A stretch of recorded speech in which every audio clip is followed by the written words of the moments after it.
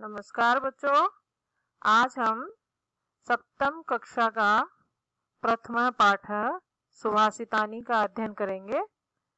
सुभाषितानी सुभाषितानी अच्छे वचन, सुंदर वचन, अच्छी बातों को कहा जाता है। इसका हम पहला श्लोक पढ़ते हैं। पृथिव्यां त्रीणि रत्नानि जलम अन्नम सुभाषितम मूढ़ैः पाषाण खंडेषु रत्न संज्ञा विधीयते। पृथिव्याम पृथ्वी पर त्रीणि रत्नानि तीन रत्न हैं। जलम अन्नम सुभाषितम जल, अन्न और सुंदर वचन, मधुर वचन, अच्छे वचन। मूढ़ैः मूर्खों के द्वारा, पाषाण खंडेषु पत्थर के टुकड़ों में या पत्थर के टुकड़ों को रत्न संज्ञा विधीयते रत्नों की संज्ञा दी जाती है। दोबारा से हम अर्थ करते हैं। पृथिव्याम पृथ्वी पर त्रीणि रत्नानि तीन रत्न हैं। जलम जल, अन्नम अन्न, सुभाषितम और सुभाषितम या अच्छे वचन। मूढ़ैः मूर्खों के द्वारा तो, पाषाण खंडेषु पत्थर के टुकड़ों में या पत्थर के टुकड़ों को ही रत्न संज्ञा विधीयते रत्नों की संज्ञा दी जाती है। अब हमारी समझ में आ गया होगा पहला श्लोक। पृथ्वी पर कितने रत्न बताए गए हैं? पृथ्वी पर तीन रत्न हैं, जल, अन्न और सुंदर वचन, अच्छे वचन। लेकिन मूर्खों के द्वारा तो पत्थर के टुकड़ों को ही रत्न माना जाता है, रत्न की संज्ञा दी जाती है। अब हम दूसरा श्लोक पढ़ते हैं। सत्येन धार्यते पृथ्वी सत्येन तपते रविः सत्येन वाति वायुश्च सर्वं सत्ये प्रतिष्ठितम्।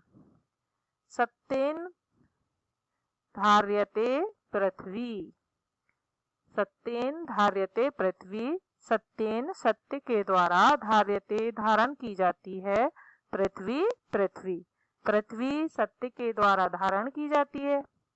सत्येन तपते रवि और सत्य के द्वारा ही सूर्य तपता है, गर्मी देता है, ऊष्मा देता है। सत्येन धार्यते पृथ्वी सत्येन तपते रवि सत्येन वाति वायुश्च। सत्येन सत्य के द्वारा ही वाति बहती है, वायुश्च हवा, और सत्य के द्वारा ही हवा बहती है। सर्वम सत्ये प्रतिष्ठितम सब कुछ सत्य में ही स्थित है। दोबारा से देखते हैं, हम शुरू से देख रहे हैं श्लोक को। सत्येन धार्यते पृथ्वी पृथ्वी सत्य के द्वारा धारण की जाती है।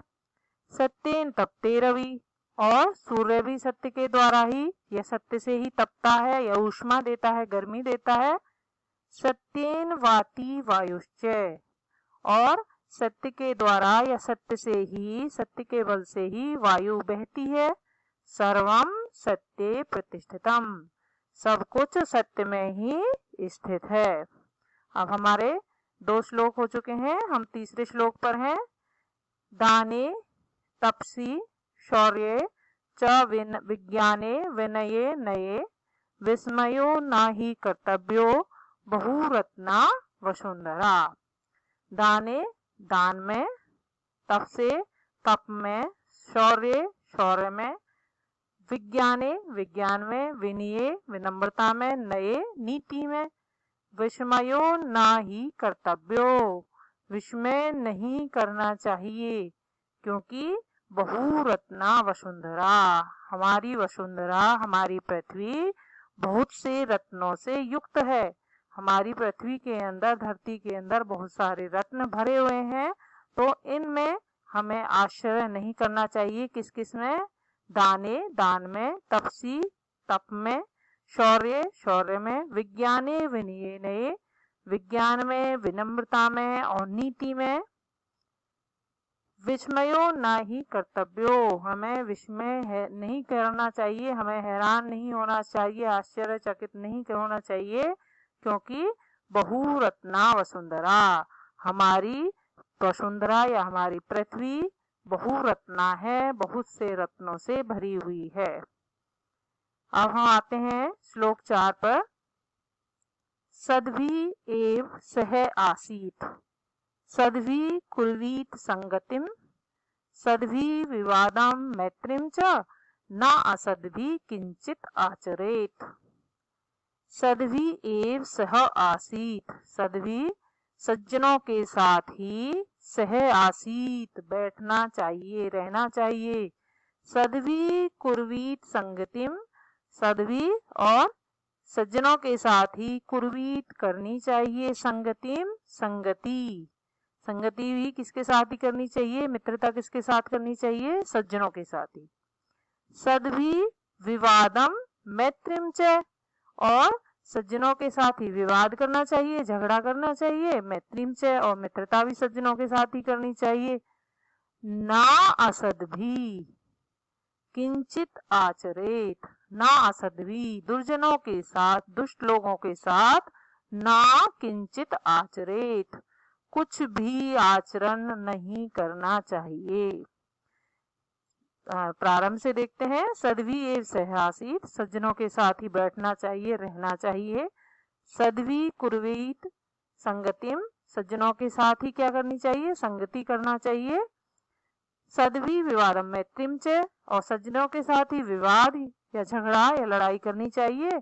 मैत्रीम च, और मित्रता भी सज्जनों के साथ करनी चाहिए, विवाद भी सज्जनों के साथ ही करना चाहिए। ना असद्भि किंचित आचरेत, असज्जनों या दुर्जनों के साथ कुछ भी आचरण नहीं करना चाहिए। तात्पर्य क्या हुआ कि दुर्जनों के साथ हमें कोई भी व्यवहार नहीं रखना चाहिए। हमें संगति करनी है, हमें साथ बैठना है, हमें विवाद करना है, मित्रता करनी है, सब कुछ हमें सज्जनों के साथ ही करनी चाहिए। अब आते हैं हम पंचम श्लोक पर। धन धान्य प्रयोगेषु विद्यायाः संग्रहेषु च आहारे व्यवहारे च त्यक्त लज्जः सुखी भवेत्। अब बताया है सुखी व्यक्ति कौन होता है। धन धान्य प्रयोगेषु, धन धान्य के प्रयोग में, विद्या संग्रहेषु च, और विद्या का संग्रह करने में, विद्या को एकत्रित करने में, विद्या अध्ययन करने में, आहारे व्यवहारे च, आहार में खाना खाने में और व्यवहार करने में, त्यक्त लज्जय सुखी भवेत, जिसने लज्जा का त्याग कर दिया है, लज्जा का त्याग करने वाला व्यक्ति ही सुखी होता है। इन कार्यों में हमें लज्जा नहीं करनी चाहिए, इसमें हमें अपना ही नुकसान होता है, अपनी ही हानि होती है। तो इन कार्यों में, इन चीजों में हमें लज्जा नहीं करनी चाहिए। कौन कौन सी वस्तुएं हैं। धन धान्य के प्रयोग में, विद्या के संग्रह करने में, आहारे व्यवहारे च, और आहार व्यवहार में, त्यक्त लज्जय सुखी भवेत्, लज्जा का त्याग करने वाला व्यक्ति ही सुखी होता है। अभी देखते हैं हम षष्ठम श्लोक। क्षमा वशीकृति लोके क्षमया किम न साध्यते, शांति खड्गे करे यश किम करिष्यति दुर्जने। क्षमा वशीकृति लोके, क्षमा क्षमा वशीकृति वश में करने वाली है, लोके संसार में, इस संसार में क्षमा ही एकमात्र वह शक्ति है जो सभी को वश में करने वाली है। क्षमया किम न साध्यते, क्षमा के द्वारा क्या सिद्ध नहीं किया जा सकता। शांति खड्गे करे यश्य, शांति रूपी खड़ग या शांति रूपी तलवार करे हाथ में यश्य, जिसके, जिसके हाथ में शांति रूपी तलवार है, जिसने शांति धारण की हुई है, जो शांति जिसको प्रिय है, किम करिष्यति दुर्जने, उसका दुर्जन व्यक्ति क्या बिगाड़ सकता है। क्षमा, क्षमा ही वशीकृति वश में करने वाली है, लोके इस संसार में, इस संसार में क्षमाशील होना सबसे बड़ा अस्त्र माना जाता है। तो क्षमा इस संसार में क्या है, वश में करने वाली है। क्षमया किमने साध्यते, क्षमा के द्वारा कौन सा कार्य सिद्ध नहीं किया जा सकता। शांति खड्गे करे यश्य, जिसके हाथ में शांति रूपी तलवार है, किम करिष्यति दुर्जने, ऐसे व्यक्ति का और दुर्जन व्यक्ति कुछ भी नहीं बिगाड़ सकता। जिसके हाथ में शांति रूपी तलवार है, जिसको शांति पसंद है, जो शांति से रहना जानता है, उसका दुष्ट व्यक्ति या दुर्जन व्यक्ति कुछ भी नहीं बिगाड़ सकता। अब हमारा पाठ यहीं पर पूरा होता है। उम्मीद है आपकी समझ में आ गया होगा। तो पहला पाठ है सप्तम कक्षा का, हमारा पाठ यहीं पर संपूर्ण होता है। धन्यवाद बच्चों।